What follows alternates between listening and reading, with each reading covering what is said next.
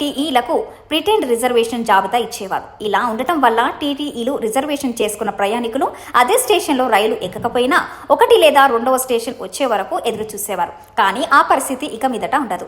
అందులోనూ ఈ మధ్య కాలంలో మనం చూస్తూనే ఉన్నాం. టీటీఈలు పాత రోజుల్లో మాదిరిగా రిజర్వేషన్లకు సంబంధించిన పేర్ల జాబితాతో పేపర్ల కట్ట పట్టుకొని తిరిగేవారు. కానీ ఇప్పుడు టీటీఈలు ఎంచక్క ఒక ట్యాబు పట్టుకొని రైళ్లు ఎక్కిస్తున్నారు.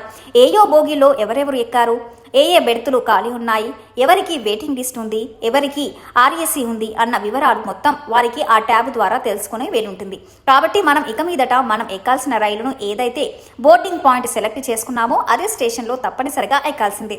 లేదంటే ఆ స్టేషన్ దాటిపోతే ఆ బెర్తు లేదంటే ఆ సీటును వేరే వారికి ఇచ్చేస్తారు. ఆ తర్వాత స్టేషన్లో రైలు ఎక్కి ఆ బెర్త్ నాది, ఈ సీటు నాది అంటే అస్సలు కుదరదు. పైగా టీటీఈలు ఆ సీటును ఆర్ఏసీ వారికో లేదంటే వెయిటింగ్ లిస్ట్ వారికో ఇచ్చేస్తారు.